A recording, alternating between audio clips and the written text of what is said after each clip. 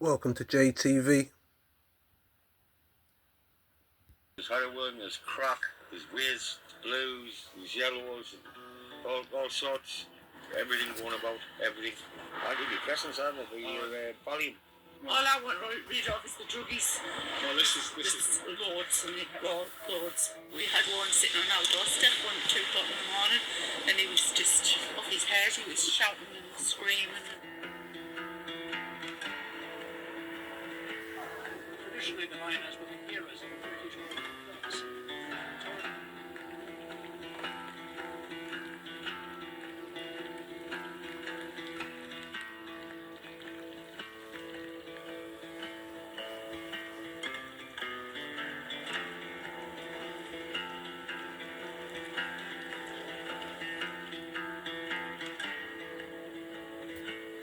Because it's the area, you know.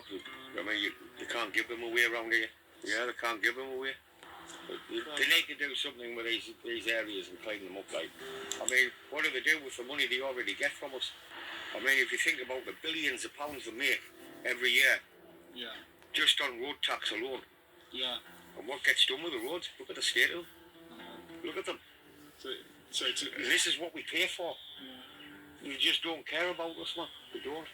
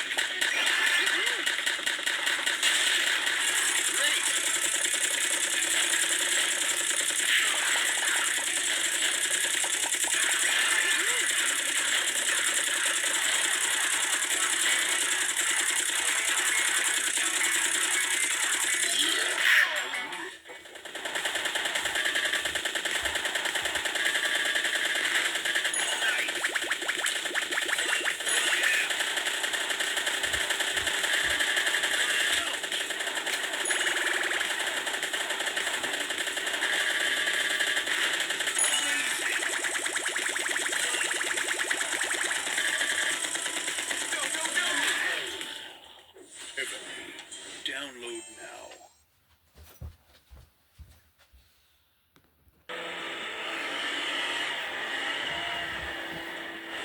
We never got no job. Like here, I asked years ago if there was any funding for a shop front, and they said, oh no, the money's gone. So they wouldn't even give a sign outside the door. I think round here, as hard as it sounds, you've got to do what you can for yourself. Nobody helps you in the way. If they do help you in the way, it's a bonus. And that's the way I teach the young ones now. I'll just say, look, there's nobody out there to help. I mean, how tight is that? You know, look at the establishment the man's got. You know, he's got his workshop. You know, maybe could make a museum. You know, show certain artifacts. But I mean, a sign. Come on, that should just be sorted out straight away. And that's like a reflection. Like there must be enough money to put a sign up. You know, you ask your local council and they can't help you, or even part pay or something. That's wrong, man. Yeah. Well, he is. If there was any funding for a shop front, and they said, oh no, the money's gone. So they wouldn't even give a sign outside the door. I think round here, as hard as it sounds, you've got to do what you can for yourself. Nobody helps you in the way. If they do help you in the way, it's a bonus. And that's the way I teach the young ones now. I'll just say, look, there's nobody out there to help you. Well, he is. There's plenty of people there to help you. Well, a lot of people like to criticise as well. So you just get your head down and do what you got to do.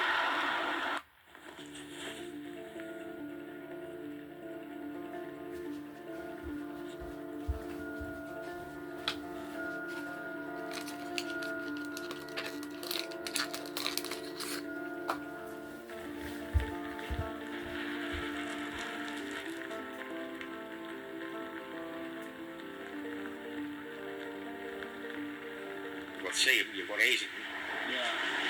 you've got here, Horden, you've got Blackhall, you've got Horden, all these coastal areas, Yeah. but all the ones that's left behind and we just dump the here.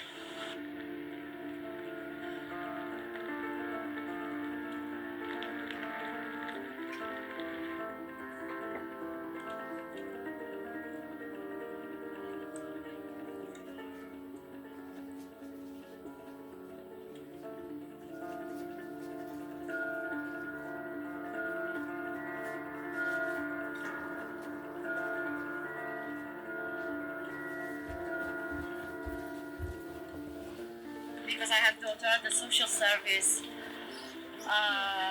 help us, yeah, but they have just help out of the London, yeah.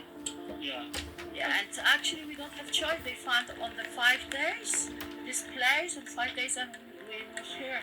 So within 5 days, you were just. Yeah, just 5 days. Pack everything, and yeah. And It's a big upheaval, isn't it? yeah, really big, yeah.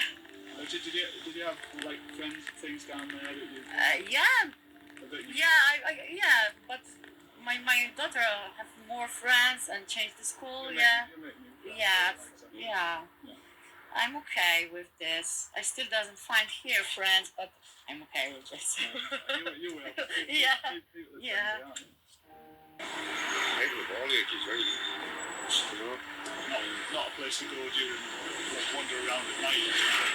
anytime, not even during the day. Yeah. Dangerous even during the day, walking around here. If anybody thinks you've got money, You do get kids will be kids, won't there? I mean, I've had a couple of broken windows and things vandalised. But I think the main part of it as well is that they've got nowhere to go and they've got nothing to do. You know, there's no football recreation or there's nothing at all really. And if they did have to do it, they would have to travel. I mean, my kids, they did a lot of gymnastics for Great Britain squads and things like that, but it was 2 trips a day to Durham. People around here haven't got the money to jump in a car and take the kids, and you know they're not as well as off as what other people are. So even though the kids might love dancing, gymnastics, football, or whatever, they've got to travel to do that.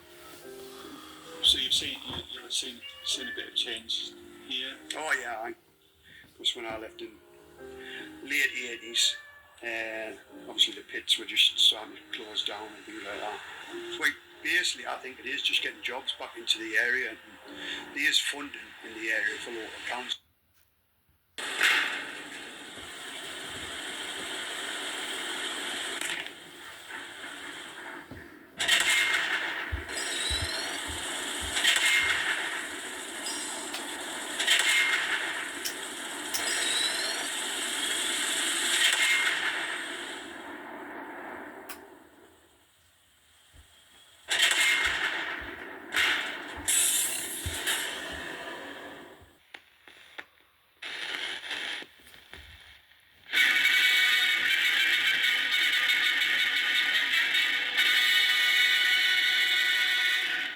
this is Movietone. Lionel Gamlin reporting.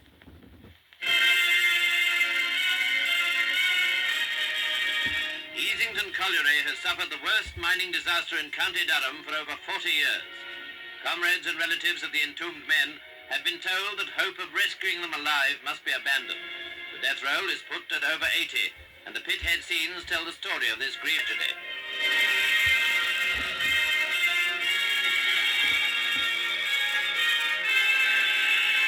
A miner shows with a diagram how efforts were made to reach the men trapped 900 feet underground.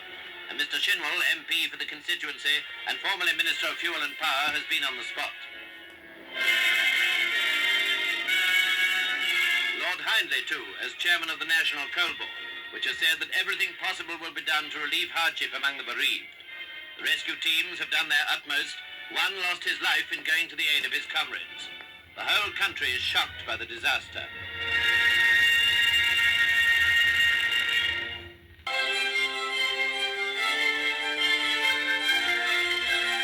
Half a mile beneath North Yorkshire's countryside, a rare breed of men are at work. 5 strips, Rob, no accidents. for much longer. The last deep coal mine in Britain is about to close, burying a once proud industry and terminating the job of every worker. Lovely boat stacking shells, these lads. Need some hard graft. It's good pot shovel. As the men work their final shifts, we discover their hidden world. Yo, we've got jobs to do. An unexpected band of brothers. Get out of there, you guys. Who does that look like? What does he look like? And the final opportunity to be alongside the men who spend their days in the dark to keep our lights on. They put all the hard work in, put the effort in, and it would be a real travesty if they didn't get paid at the end of it. We seem to take an eye off ball and now it's dropping and dropping back. What's going on? It's the end. What do you think could happen? A gold watch engraved. This is the story of the last miners. You feel the pressure a bit because it sounds like this thing's going wrong. That's mining.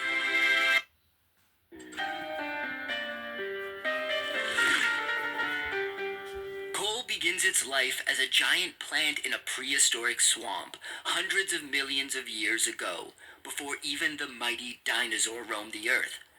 As that plant and many others around it dies and becomes submerged in the swampy environment, geological forces subject them to heat and pressure over time. This causes the dead plant matter to transform. What began as a moist and low-carbon form of peat is now energy and carbon-dense coal, and a sort of life and death cycle has taken place. From living plants to dead plant matter, and then into an energy-rich rock that is at the heart of humanity's rapid technological progress over the ages. Now, depending on how much time has passed since the swampy peat matter began its metamorphosis, it will have turned into one of 4 different categories of coal. Lignite contains 25 to 35% carbon and is the least energy-dense form of coal. It is a crumbly substance and is high in moisture, so has a suboptimal heating value.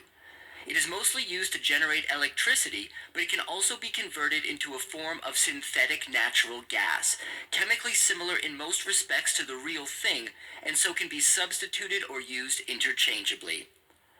Subbituminous coal bumps the carbon up a notch with a 35 to 45% quantity. The average age of this variety of coal is at least 100 million years old, but averages a very elderly 251 million years of age. The last note I'll make on subbituminous is that it's also mostly used for electricity generation. The Aviva pension, putting you in control of your future. The carbon, with a density of 45 to 86%. This is the main form of coal produced in the U.S., accounting for approximately 48% of U.S. coal production as of 2019. In addition to following in its siblings' footsteps and being used for electricity, it also is a raw material for making the 5th category of coal, which doesn't exist naturally, called coking coal. Coking coal is made use of as a fuel and a reducing agent in smelting iron ore in a blast furnace. Anthracite contains 86 to 97% carbon and has the highest heating value amongst all ranks of coal, and is also smokeless and pollutes the least. It is mainly used for metallurgical purposes, but also finds some use as a heating fuel. All the varieties of coal contain sulfur in varying degrees, which releases toxins into the air when burned. Interestingly, the sulfur content is dictated by the environmental conditions in which the coal was created. Freshwater environments breed low sulfur coal, while brackish swamps and marine-influenced environments produce a high sulfur variety. Coal, like all fossil fuels, is composed of carbon and hydrogen. When combusted, the carbon forms harmful carbon dioxide and the hydrogen becomes water. Coal has a greater quantity of carbon than, say, oil or natural gas, and so causes more damage to the environment overall.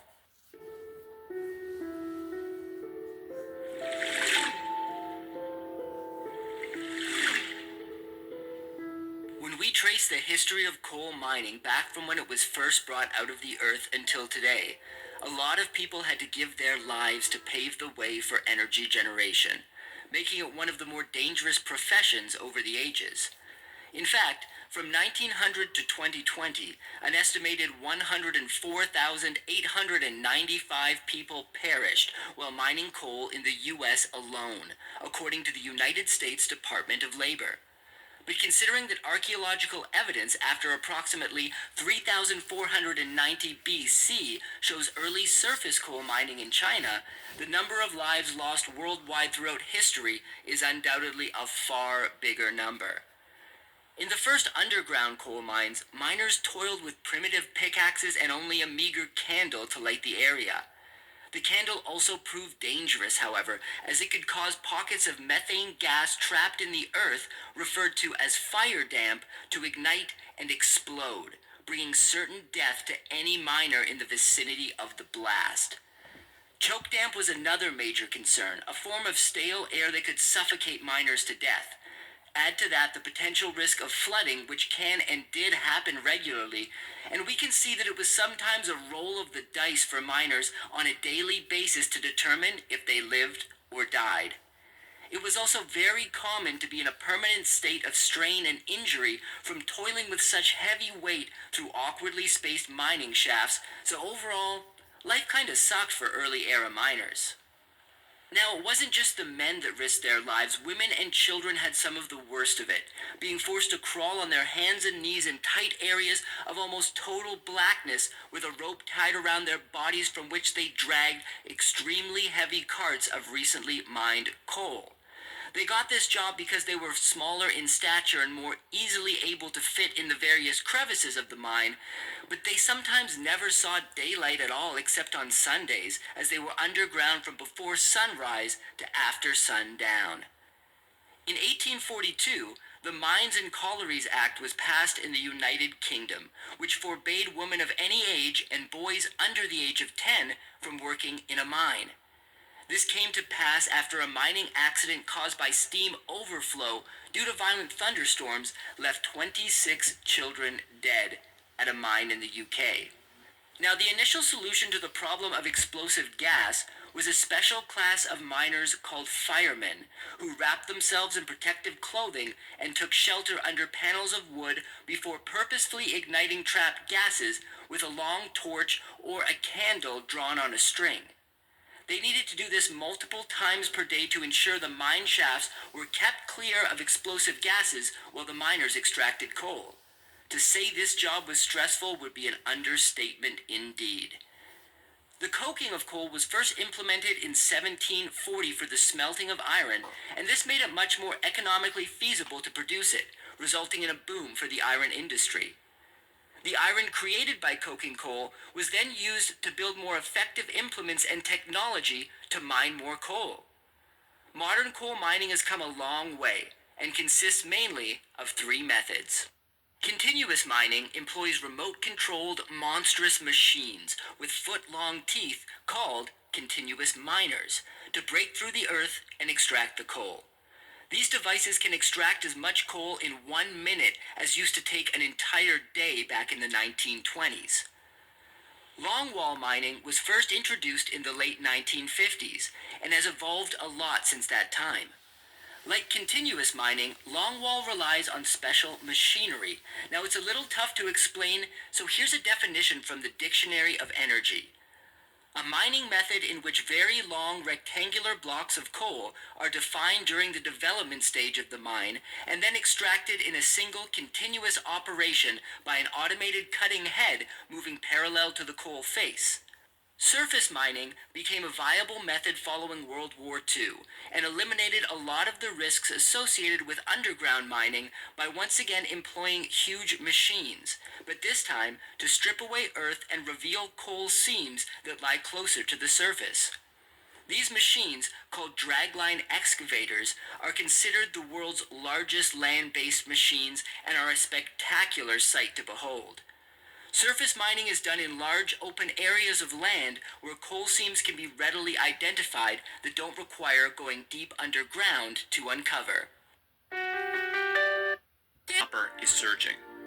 The red metal, considered a barometer for economic health, is a vital component for the construction and defense industries, as well as a key ingredient in electric cars, wind turbines, and the power grid. Offshore wind, for example, requires about 3 times as much copper as does coal-fired power generation in terms of tons per gigawatt of capacity. The outlook for copper is very positive. I've never been more enthusiastic about it. But mining companies are having a hard time keeping up. There's this growing consensus that demand fueled by the energy transition is going to outstrip supply. And that's why analysts are now saying we're simply not going to have enough of it. And so copper really is the backbone of decarbonization goals. There's going to be a real problem with this transition over the next 10 years is that it is very, very hard for these companies to even maintain the level of production that they have at the moment. Globally, existing mines and projects under construction will meet only 80% of copper needs by 2030. That has analysts predicting the red metal is at the start of a new bull market. In recent years, prices have soared. To keep up with demand, the industry is faced with a number of obstacles, including the shortage of mining workers, navigating regulatory hurdles, as well as pushback from local stakeholders. There are areas where you can mine and areas where you can't mine. The mine being, it's a sacred site for the Apaches. The other part is that's where we get our water from. On top of that, mining is difficult, costly, and often dangerous work. Mining is a very capital-intensive business. It takes 10 to 15 years to build these mines. Imports made up about 40% of copper usage in 2023, and that could jump to 2/3 by 2035. So what impact will the looming global copper shortage have on the transition to renewable energy sources? To look at the challenges facing copper producers, CNBC got a behind-the-scenes look at Rio Tinto's Kennecott mining operation outside of Salt Lake City, where about 200,000 metric tons of copper are produced annually.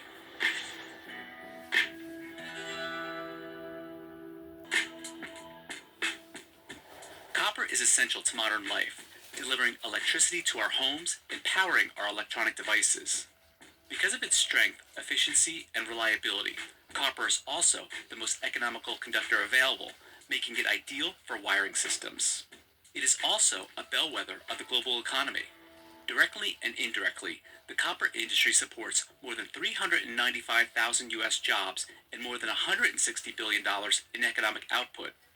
Global demand in recent years can be attributed largely to the economic growth and urbanization in China, which made up 54% of the world's consumption in 2021. But copper is also a critical mineral central to the energy transition in things like EVs and solar panels. An EV, for example, uses about 3 to 4 times the amount of copper as a typical combustion engine vehicle. In addition to being used in EV motors, batteries, and power cables, because of its high conductivity, it is the preferred choice for high-speed data wires used in vision systems and sensors. It's also essential for the infrastructure that carries that power. So think distribution, transmission lines, all the wiring, all the updates to the grid, that's all going to require so much copper. Increasingly, it's recognized that the move towards AI and data centers is going to increase copper demand. Copper is also 100% recyclable, with the majority of the 550 million metric tons produced since 1900 still in use today. Recycling constitutes about 17% of the world's refined copper supply. The Americas dominate global copper production, with the region hosting 75% of the world's largest mines. Chile holds the top spot among producer nations at 22%, followed by Peru, the DRC, China, and the US. But demand may already be starting to outweigh supply. The amount of copper needed in the 28 years between 2022 and 2050 will exceed the amount consumed between 1900 and 2021. But while copper is abundant globally, only a fraction can be extracted cost-effectively due to today's prices and technology. High-grade economic copper resources are not abundant.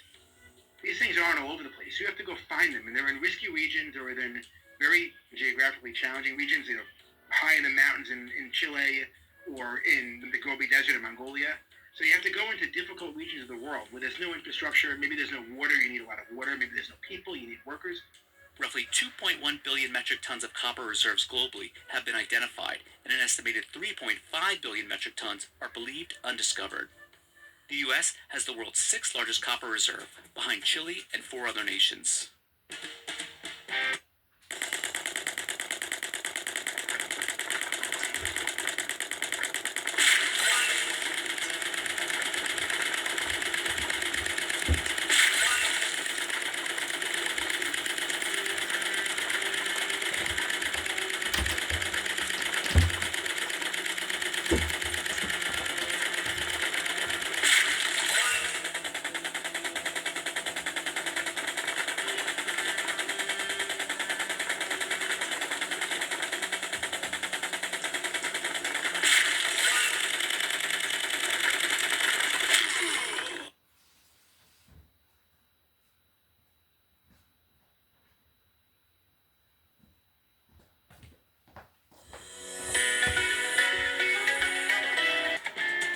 Constrained by investor pressure for dividends, and with much of the world's high-quality copper resources in geopolitically risky regions, international mining companies' capital spending on new projects has remained subdued in recent years. For a while, back in the 2010s, they spent a lot and investors didn't like it. And so now they've pulled back on their exploration and production budgets. They've been paying dividends. They've been buying back stock. And all of that means it's hard to build new mines. So you want to build a mine in a region of the world where the rule of law will apply. The mine's not going to get stolen.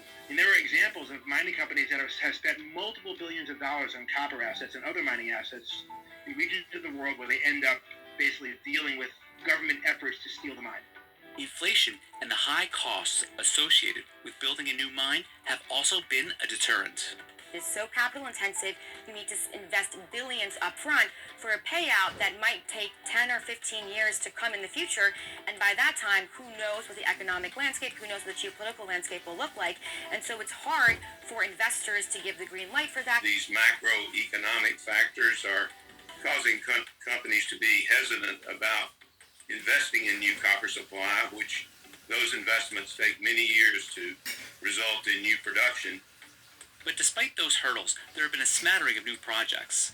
Mining giant Rio Tinto, one of the world's largest mining companies, with 2023 copper revenue of $6.6 billion, has ramped up production of its giant Mongolian copper mine. And a startup backed by Jeff Bezos and Bill Gates has found a large-scale copper deposit in Zambia. At the same time, mining stocks have continued to climb. The top producing copper companies include Codelco, Glencore, Freeport-McMoRan, BHP, and Southern Copper. To mitigate risk, some copper miners are looking to the U.S. to expand their operations. At about 2 miles wide and roughly a mile deep, the Bingham Canyon mine, owned and operated by Rio Tinto, is one of the world's largest man-made excavations. And the mine, located outside of Salt Lake City, Utah, is about to get even bigger. To ramp up production, Rio Tinto is expanding its open-pit mining operation and has begun an underground mining project at the site, where typically the ore is a higher grade than a surface mine. In addition to its size, the operation is unique for its smelter and refinery, where the ore is processed into almost pure copper.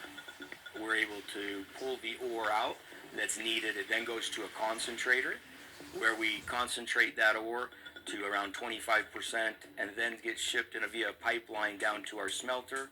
We're then able to increase it to about 94%, and then we take it to our refinery where we're able to make it into 99.9999% pure copper. About 95% of what we ship ends up directly here in the U.S.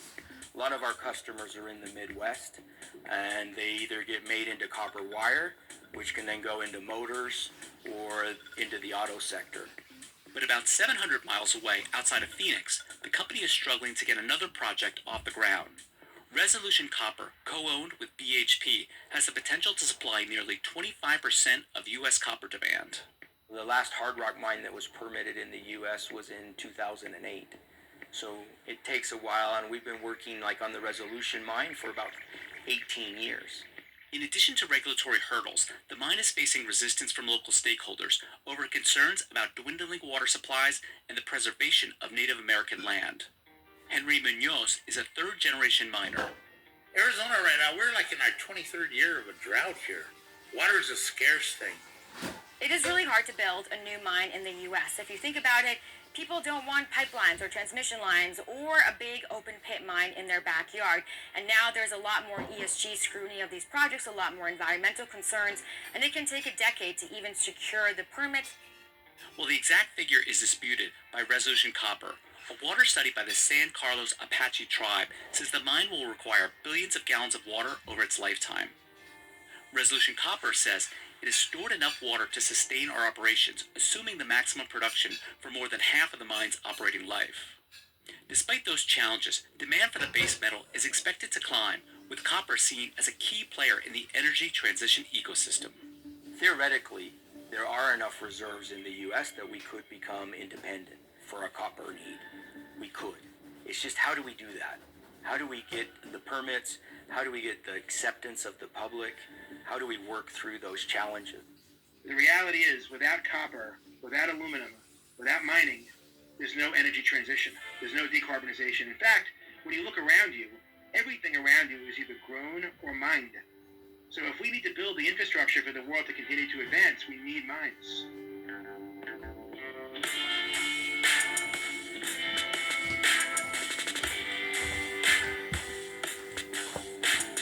This pile of dirt came from one of the most valuable emerald mines in the world. Hundreds of people scavenged through waste by hand to uncover a few tiny stones. Es muy común que hayan fracturas. Y han salido personas con la clavícula fracturada, tobillos. For Nidia, it's worth the risk. She used her last big score to pay off her debts and buy a home. But she hasn't found anything valuable in a year. Just a few miles away, commercial operations backed by foreign investors say they find emeralds every hour. Some sell for a fortune. Retail stone like this could go for about $500,000. So what happens when foreign investors take over a $150 million industry? And can local miners gain a piece of it back? When hydrothermal fluids collect and mix beryllium with chromium or vanadium, the elements crystallize in deposits and form the storied green gems. But Colombia has a secret ingredient. It's one of the few places on Earth where emeralds form in shale instead of igneous rock. Shale contains the ingredients for emeralds, but it also creates byproducts like sulfur and pyrite. The sulfur absorbs some of the iron that would normally go into an emerald. Less iron means a more saturated green color. And for emerald buyers, color is king. Diamonds have been out there for a long time. Color stone is now another different league of valuation of stones. 57, around 35,000 per carat.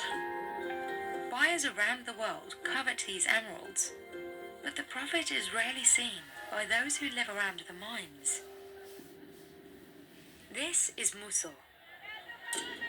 Miners have fought over the town's emeralds for centuries. Some line up as early as 3 a.m. for what's known as the voladora. Me imagino teniéndola en la mano. Yo antes de tenerla yo ya he planificado qué voy a hacer con ella. Nidian is a guaquero, or guaquera in her case. She's an informal miner, sort of like a prospector during the California gold rush. Yo le tengo mucha fe a la esmeralda pero es mentalidad, es suerte, es energía. No sabemos qué es, pero así es la esmeralda. But to have a shot at finding something, you need to be ready to run.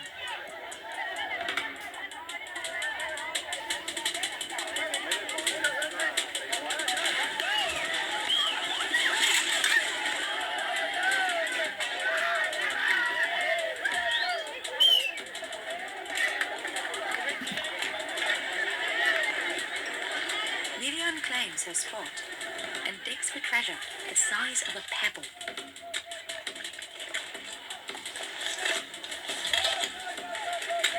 This debris comes from the nearby Puerto Arturo mine, which is backed by US investors. Pues entre nosotras nos respetamos, ¿no? Ya lo que dice la señora que entra de última. Y si la regalamos, le dije, le regalo un platado y me sacó dos. Pues claro, me dio rabia. Si hay una chispa y brota y usted está mirando para otro lado, la cogen y a la boca o a las botas y calla ahí.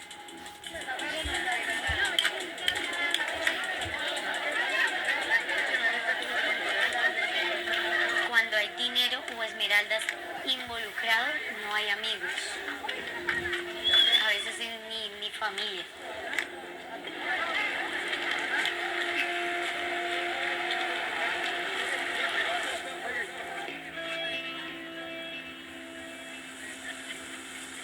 The oldest Guaqueros remember when mine runoff flowed through this river and fines were more common. But environmental regulations and modernized excavation put a stop to that.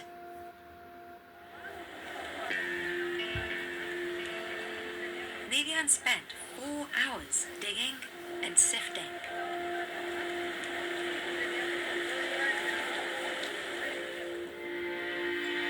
Sacamos unas chispitas que algo han de valer. No mucho, no es nada, pero vale. Hay ocasiones en las que no sacamos absolutamente nada. These small stones are probably worth less than $25 each. Voladoras happen sporadically, so her next opportunity won't be for another few weeks.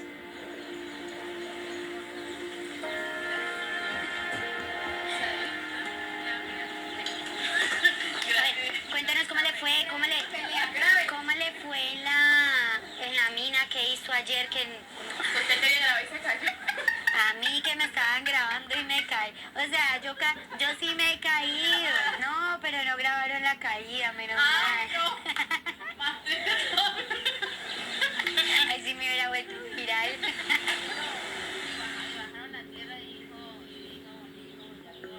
Qué trágico va a ser que usted vaya y por cargarse un bulto al hombro se saque 10, 20, 30, 50 millones. Oh, Eso no es trágico. boy, she's tough, boy. Tough girl. Trágico es uno trabajar en una ciudad 8 horas diarias, incluso a veces yo he llegado a trabajar 12 horas Hard worker. por un salario. Eso sí es triste. Eso sí es trágico. If you're sitting around The more and modern the mines become, the less that's left for the Guaqueros. And the fight to control Colombia's emeralds has raged for generations. In the mid-20th century, the Colombian government tried to nationalize the mines, but the remote area proved impossible to control.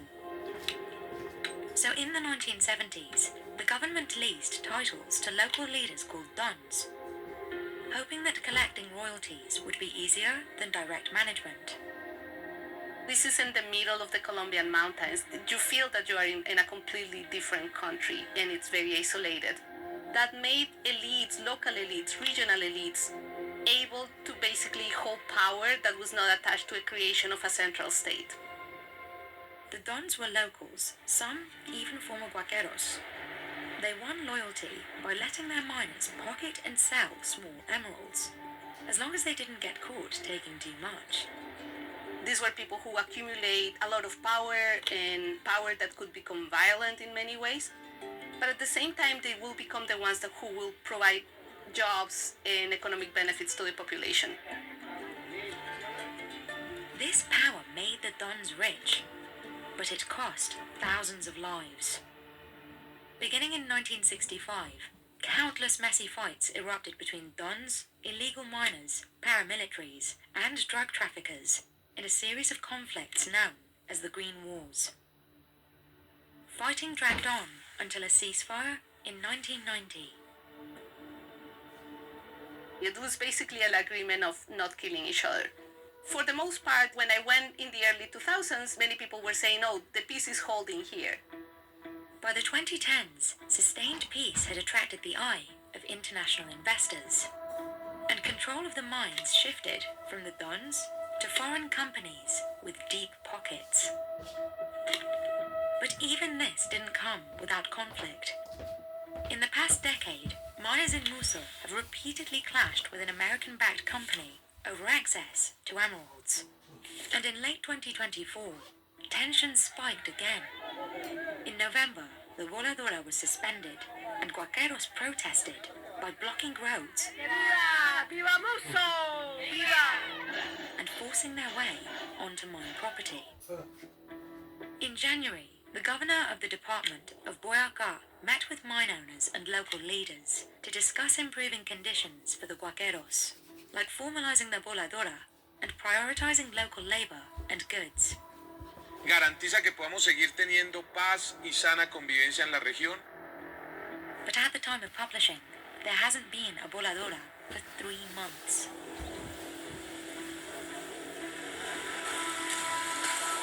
However, locals say outside investment has brought benefits as well. Just a few kilometers away from Mosul as the crow flies, but nearly a day's journey by bumpy roads, lies one of the biggest emerald mines in Colombia. This is the Cosquez mine. Fura Gems, a company based in Dubai, acquired a majority stake in 2017. The company poured $150 million into modernizing and expanding the vast tunnels. Today, Fura exports 500,000 carats annually. Just 10 years ago, this mine looked very different. Tunnels were narrow, and miners pushed around small quantities of ore by hand. When we came, it was hardly like a mine of a 1 by 1 meter. And right now, we are standing there by 4 by 4. Even your car can pass through this mine. This is going to be the largest mine of emerald in the world. But Fura's investment means there's less and less available for locals. Like these women, known as artisanal tunnel miners. Lo más duro, pues en sí, aquí el trabajo, que esto es como que todo el mundo dice que es para varones, pero olvídese, nosotros también tenemos la fuerza, la capacidad, la inteligencia también de nosotros sacar esmeralda. They do things the old way. Smaller tunnels, limited equipment, and more dangerous conditions. Many artisanal miners have applied for an official mining title to legitimize their claim, a process the National Mining Agency says it's made easier to access. Encontrarnos una esmeralda de tal valor que nos dé para una casa y pues la mía personal, tener un negocio que me solvente el día a día. But the peace that enabled Fura to thrive hasn't helped small-scale miners financially. Janet might go all year without making any profit.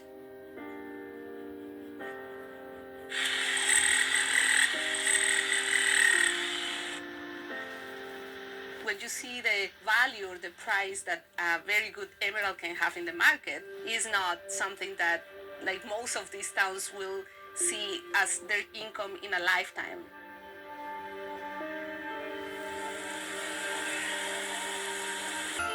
Oh, not again. See, Christmas soon come.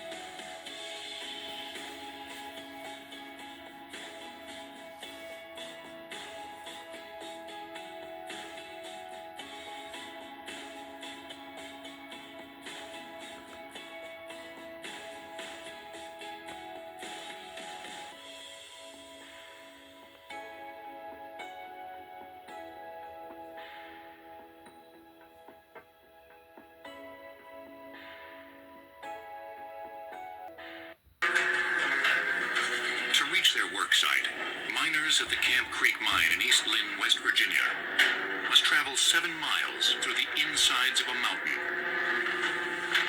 The workers ride a rickety rail cart through a long, cavernous tunnel that is their highway.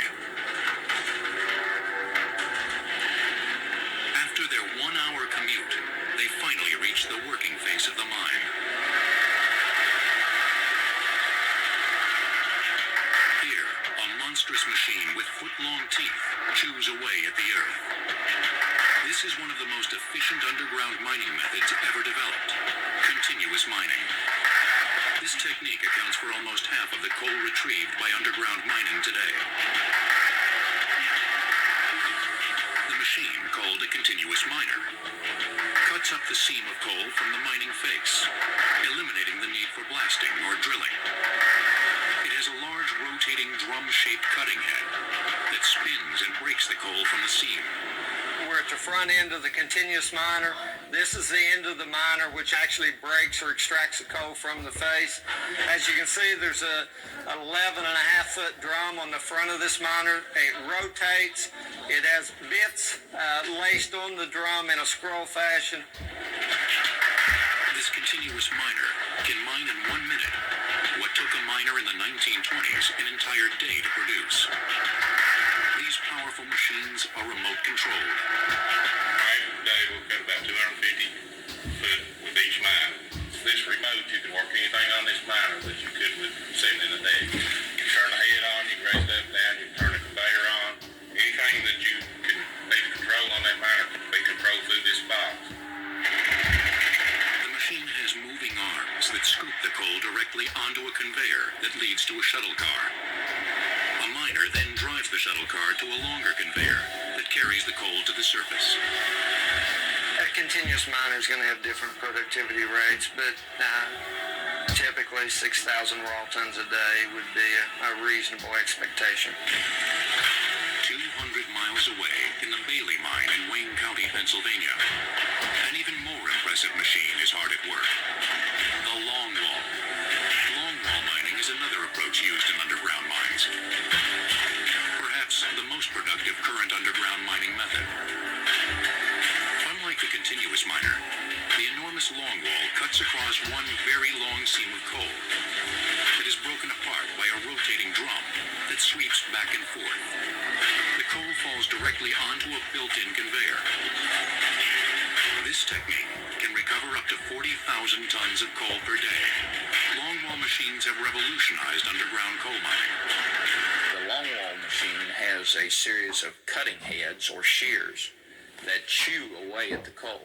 They got cutting bits on it, and they break the coal. It falls onto a belt line. That entire coal seam is removed, and these panels are about 1,000 feet wide on the average, and they will sometimes run as much as a mile. I call it Star Wars technology.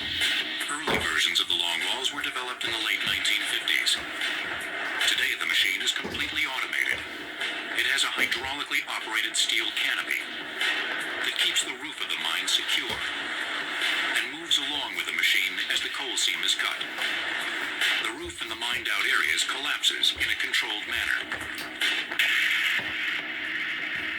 If you can imagine the early days where you were extracting the coal using a pick, using a shovel to load it into a wagon that was pulled outside by a pony, is significantly different than using a remote control with a joystick to operate a 600 horsepower continuous miner.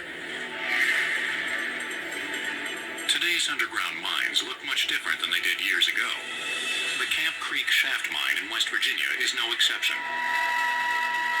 The walls of the tunnels of this deep coal mine are surprisingly white instead of black. This is due to the application of rock dust, which is ground-up lime that is sprayed to the mine roof, floor, and ribs to help prevent mine explosions. Limestone dilutes any hazardous concentrations of coal dust, which can cause explosions. Large ventilating fans also remove any lingering coal dust, as well as methane gas. From the the surface, huge ventilating fans are used to cause a pressure differential to pull atmospheric air from the outside into the coal mines. Ventilation does primarily two things: removes gases from the mining areas and helps to control and reduce dust. As you can see here, a ventilating curtain is used to direct air in the working faces to where the employees are performing their duties. Coal deposits exist on every continent, including Antarctica. It is the fuel most widely used to produce steam to drive the turbines of power plant generators. When coal is burned, the carbon and hydrogen naturally found in the fuel combine with oxygen to produce carbon dioxide and water vapor. This reaction gives off heat energy. About 55 to 56% of the electricity that people use in this country is made by burning coal. The electric utility companies use more than 80% of all coal mined in the U.S. The concrete, paper, and glass industries also consume large quantities of coal as a fuel for heating and powering their facilities. The steel industry is reliant on coal to produce coke, a hard carbon material used in the manufacture of iron and steel. The carbon in coal gives steel its strength and versatility. Steel is the sinew of modernity. For railroad tracks, locomotives, automobiles, steamships, the girders and skyscrapers, steel and the coal that was used to heat the iron to make it are the essential ingredients, an abundant source of economical power to create the modern world as we know it. These impressive technological advances are the culmination of a coal mining effort that reaches as far back as 3,000 years for a resource that was formed millions of years ago. Affectionately referred to as buried sunshine, coal is a fossil fuel formed from vegetation that grew in swamps as long as 400 million years ago. This vegetation absorbed and captured the sun's energy and sank to the bottom of marsh areas to decompose into a soggy, dense material called peat. As the surface of the Earth changed, geological forces buried the peat under heavy layers of rock. The continuing pressure and heat transformed the compressed peat into coal. When the coal is uncovered, it is located in strata, or seams like the filling in a multi-layered cake. Early civilizations found ways to mine this buried fuel long before it became an ample source of electric power. The first records we have of coal being used, and therefore presumably mined, date back about 3,000 years ago. Coal was used for funeral piles in Wales. The Chinese probably used it around the same period. And Aristotle records the rock that burned. So we think that somewhere between probably 3,000 to 2,000 years ago, coal mining started. We have no record of how it was mined at that point, but we assume that they simply mined the outcrops of coal where it appeared on the side of a hill or a cliff. Before 400 AD, coal was burned and used as a source of heat during the Roman occupation of Britain.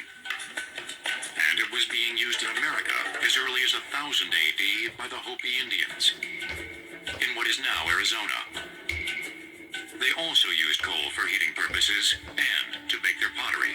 Scholars believe that laborers and peasants, both in England and America, dug small surface pits for domestic fuel. But for the most part, wood was still the main source of fuel. The first recorded mining of coal that we have written record of refers to sea coals. Sea coals occurred along the beaches of Scotland and northeastern England, and it was simply picked up where coal seams basically occurred on the cliffs. As the coast eroded away, the coal would have appeared on the beaches like any other rock. It's apparent by the 13th century that sea coals were the first coals actually taken down to the big cities, London being the major one, as a source of fuel. London was starting to run out of firewood, so this sea coal became a popular replacement. The increased need for coal in other parts of Europe during the same period was a direct result of the diminishing supply of forests and wood as fuel. Great emphasis emphasis was placed on the development of the coal fields due to the economics of the time. Coal simply became a cheaper fuel source than wood at that point. Miners would now have to dig to provide an adequate supply of coal to keep up with the new demand. Next, with new methods of retrieval, coal becomes the main source of fuel in the world, but not without a price. As the forests of Europe began to dwindle, coal emerged as the only other source of fuel. Early miners needed to find new ways of extracting it. The bell pit method of coal mining evolved as early as the 14th century, when monasteries and castles used coal for domestic purposes. The name comes from the final shape of the excavation. Miners dug vertical shafts straight down through the coal seam where they created a bell-shaped chamber that allowed them to extract as much coal as possible without the roof caving in. These narrow shafts were no more than 30 feet deep and presented few dangers. Explosives were not in use yet, so the miners broke through rock and coal with nothing more than primitive tools, such as stone hammers, picks, and shovels. Coal mining originally was done by hand, pick and shovel. The coal was hacked out of the coal seam, put in baskets where small children or women could haul it to the surface. In a deep mine, a shaft with a winch crank at the top could lift buckets of coal out. Ladders were used for access, and candles were the only source of light. The coal was sorted into different sizes, usually by the women and children.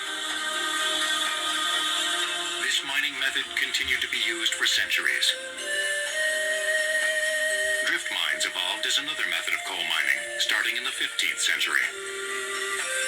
Drift mining would have occurred where a coal seam disappeared into a cliff or a steep side of a hill, where putting in bell pits would have required the development of enormous shafts. And so the only way to mine the coal beyond the outcrop was simply to drive a tunnel in and follow the coal seam. And this would have been the start of drift mining, drift being the mining word for tunnel. The miners who drift mined, again, rapidly learned the basic rules of room and pillar mining. That is, you can't make an opening too wide or the roof will collapse on you, and you have to leave pillars of coal behind you to support the roof. The most common form of injury and death was a roof fall in a coal mine. The deeper that a mine went underground, the more difficult it was to keep the top up, to keep the mine safe so that miners could get in and coal could come out. The simplest way to do that was to cut mine timbers, properly set in place with shims at the top and bottom to ensure a tight fit. That was the most common form of keeping the top off of the coal miner in the coal mine. These coal mining methods remained relatively unchanged for several hundred years. It wasn't until the 17th century that England began to advance mining techniques. Up until then, miners hauled coal in wicker baskets on their backs, then in wheelbarrows or on sleds. By the mid-17th century, animals began to be used to pull coal carts in the English mines. England also introduced mine railway systems, as well as a reliable system to drain water and prevent flooding in the deeper mines. As they mined out the near-surface coal seams and they went deeper, they started to encounter large quantities of water. And the systems that they had of pumping water were so primitive. What they really needed to solve the water problem was a source of power, a pumping system.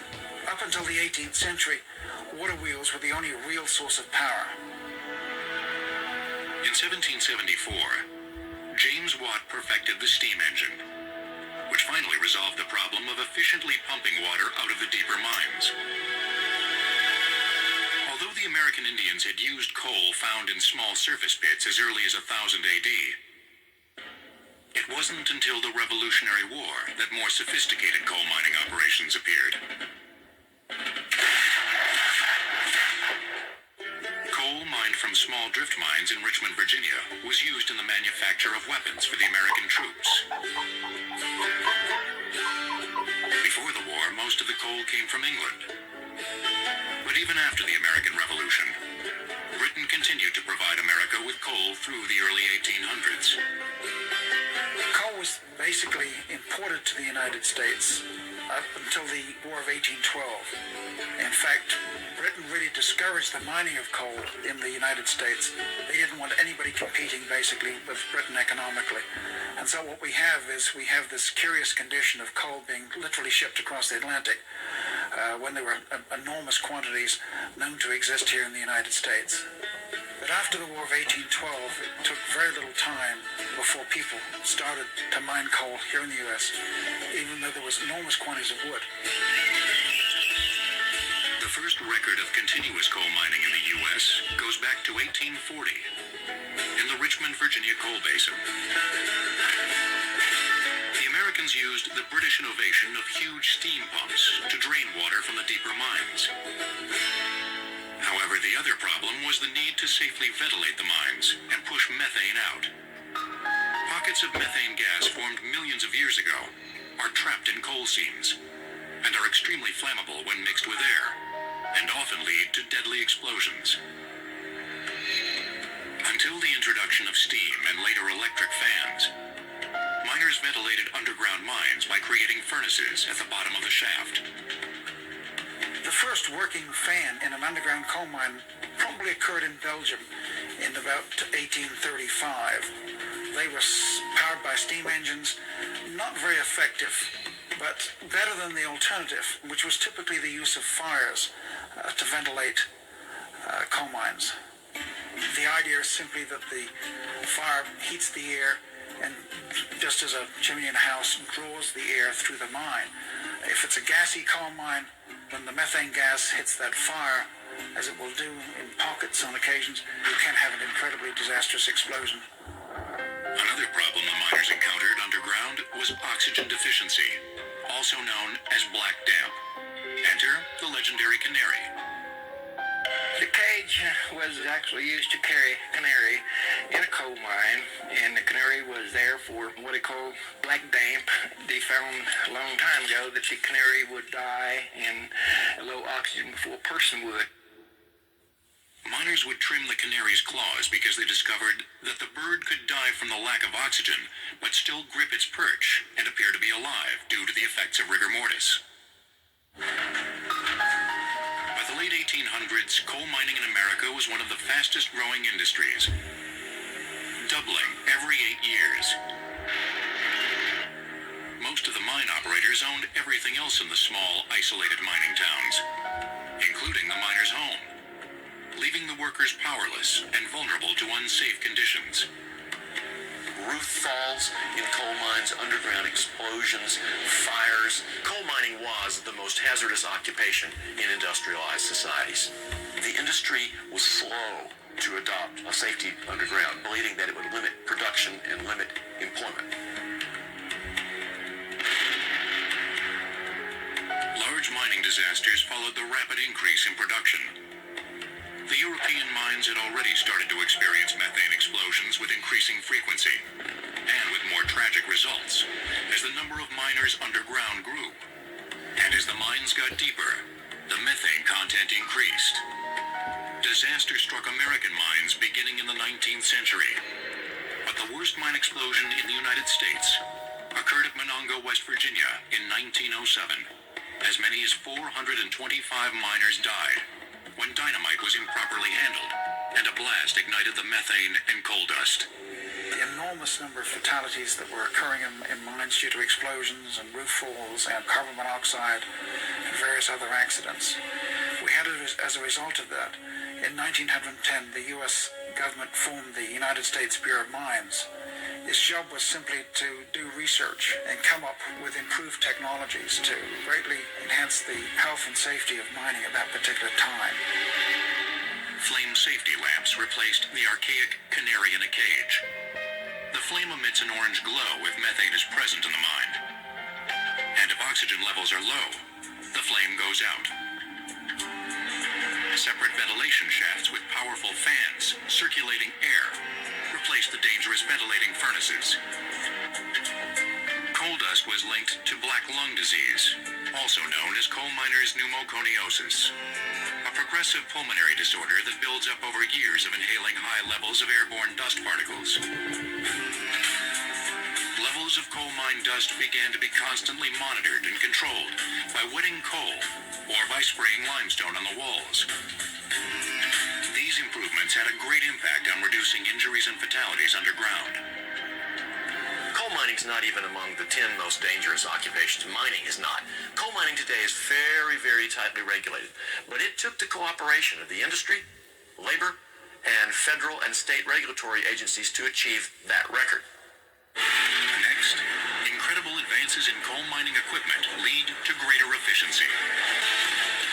With the advent of electricity in the latter part of the 19th century, the mechanization of coal mining began on a large scale. First, electric hammers and saws. Then coal-cutting machines began to appear in the underground mines. But one man in particular would rise above the others by developing a series of new inventions that helped revolutionize underground coal mining. At the age of 12, Joseph Francis Joy followed in his father's footsteps and went to work in a coal mine in 1895. Frustrated with how hard and dangerous the work was, he became determined to find a better way. By the time he was 36 years old, and after many attempts, he invented the first successful mechanical coal loading device. In 1919, we have the first of the mechanical loading systems that was really very, very effective, so effective that it's still widely used today, which is the Joy gathering arm loader. And this, again, was to really revolutionize mining at that point in history. These loaders would typically load into coal cars. The Joy loader was electrically powered and incredibly effective. It wasn't until the 1930s that, again, Joy came along and built the first of the shuttle cars. Joy would go on to accumulate 190 patents in his lifetime, many of which drastically improved underground mining mechanization. One of the most important was an early version of the continuous miner. In 1947, what we have is, again, Joy comes up with a machine, the first of the continuous miners, the ripper machine. The ripper machine basically tore up the coal. No longer did you have to undercut it, no longer did you have to drill it, no longer did you have to shoot it. What you now had is one machine that literally tore the coal down onto a gathering arm loader, and the loader simply then loaded the coal out directly over the back of the machine and into the shuttle cars.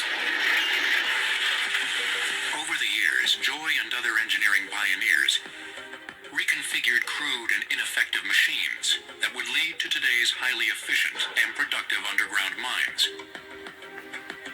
After the introduction of the shuttle car, roof bolting systems were developed in the 1940s. Roof bolts helped to prevent cave-ins in the underground mines.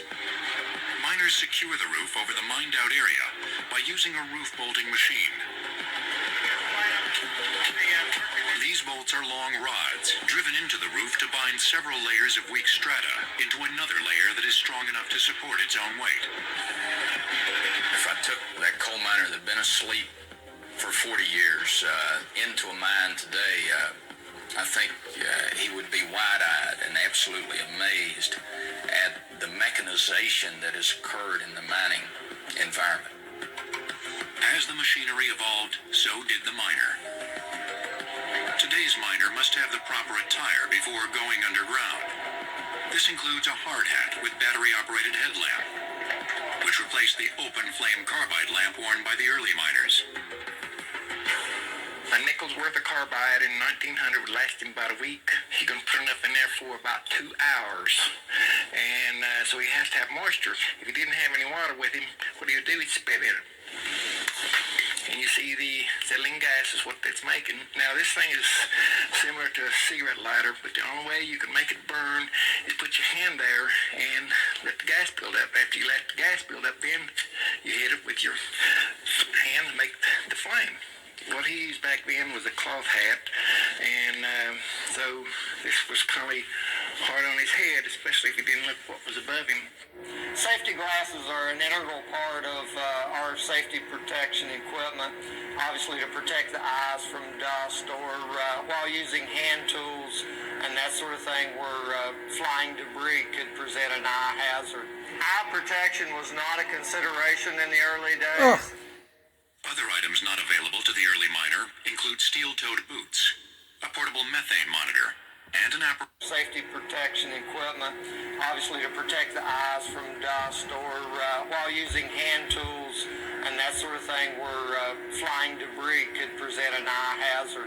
Eye protection was not a consideration in the early days. Other items not available to the early miner include steel-toed boots, a portable methane monitor, and an apparatus called a self-rescuer. A self-rescuer is a device by which a human can breathe in very low oxygen content atmospheres, and it will provide you the ability to breathe for a period of approximately 1 hour. While there have been many changes in the way coal is mined, one thing has remained constant: the types of underground mines. Drift mines have a tunnel driven horizontally into the side of a hill to reach the coal. Slope mines are constructed when the bed of coal is relatively close to the surface, but is too deep to be recovered by surface mining. Shaft mines are the most common and generally the deepest, some as deep as 3,000 feet. Elevators carry workers and equipment in and out of this type of mine. A flat vehicle called a man trip takes miners where they need to go once inside these mines, and mine cars transport the mining machines in sections that are then assembled underground. Large automated machines and computerized controls have not only led to greater productivity, but they have also led to better health and safety for the miners, physically removing them from potentially hazardous situations. Although mining disasters have decreased dramatically in the last century, working in an underground environment will always have inherent dangers. In the summer of 2002, the entire country watched as 9 miners in Somerset, Pennsylvania were rescued after being trapped in a flooded shaft mine for 3 days. The miners tapped into an old abandoned mine that contained more than 50 million gallons of water that broke through. But these miners were the fortunate ones. A year earlier in Alabama, 13 miners died when part of the mine roof collapsed and caused a methane gas explosion. And there have been more tragic recent disasters in underground mines throughout the world. Next, while underground mining is still a vital aspect of coal mining, in the 1970s, technological advances would lead to new surface mining methods that would forever change the way coal is mined. Nestled among the desolate plains and towering mountain ranges of Wyoming is the North Antelope Rochelle Coal Mine in the Powder River Basin, the largest coal mine in the world. This surface mine produces more than 75 million tons of coal a year. Surface mines are extensively engineered and highly mechanized operations, accounting for 65% of coal produced in the United States. Most of the coal found in these mines is recovered, making surface mines twice as productive as underground mines.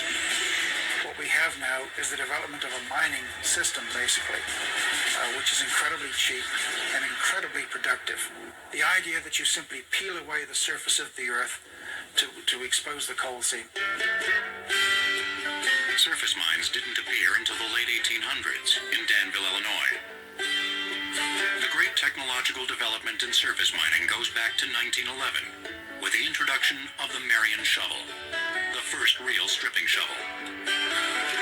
Before World War II, surface mining wasn't the predominant method of mining because equipment wasn't big enough to move the massive amounts of overburden that have to be moved in a surface mine to get to the coal seam.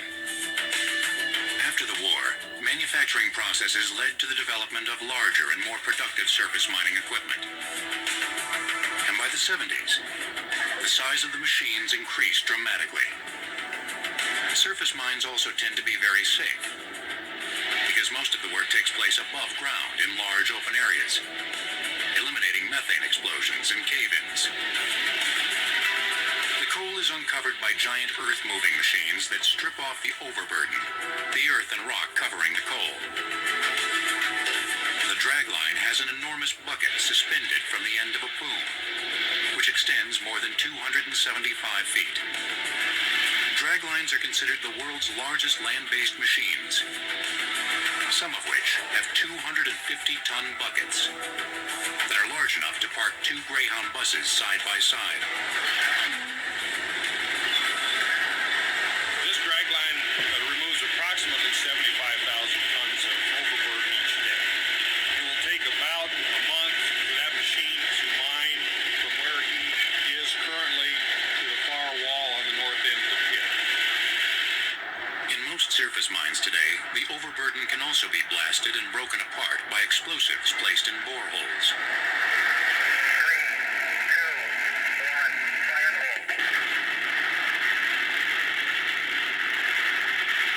We use about 45,000 tons of explosives a year to blast about 240 million cubic yards of overburden.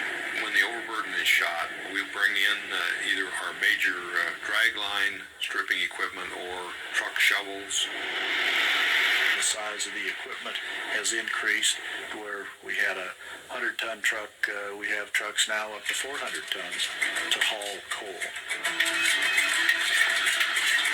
After the overburden is blasted and removed, the exposed coal is then loaded into trucks by electric power shovels that are 20 stories high. Huge trucks haul tons of coal, and covered conveyor systems deliver the newly acquired coal to nearby preparation plants. The cut in the mine is then refilled with a reserved overburden. The site is graded, covered with topsoil, and reseeded so that new vegetation can grow. Mining companies weren't initially required by law to reclaim the land until the 1977 Surface Mine Coal Reclamation Act. What they did is they blast the rock above the seam, push it over the side of the mountain, expose the coal seam, remove the coal, and then just leave the whole lot behind them as an environmental disaster. With the passage of the 1977 Surface Mine Coal Reclamation Act, this was no longer allowed. And through a system of making the mining companies put up huge bonds, basically, they forced the mining companies to reclaim the land to original condition. Surface mining, also called strip mining, has remained environmentally controversial despite the Reclamation Act. Strip mining, particularly the way that it's being practiced in parts of West Virginia and Kentucky today with mountaintop removal, is literally blasting the tops off of mountains and dumping tons of rock and dirt into streams and valleys where miles and miles of streams are being obliterated. The government is not doing an adequate job of enforcing the environmental laws that are designed to protect the mountains and the valleys. The SMACRA Act is not being adequately enforced. The mining companies claim that removing mountaintops and filling in valleys is the only economical way to get to the cleaner burning coal. While the government is eager to help the companies, environmentalists and residents living near the strip mines continue to fight them. In the meantime, new coal mines are still being developed. Years of planning are required before any extraction can take place. Once you acquire a lease, then it might take up to 8 to 10 years just through the permitting process with the various state and federal agencies.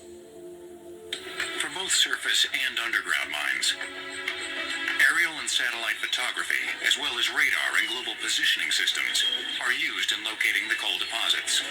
By using computers, we enter the information that we have from the aerial photography, and then the computer will calculate the volume of material that is within a given block that's proposed for mining.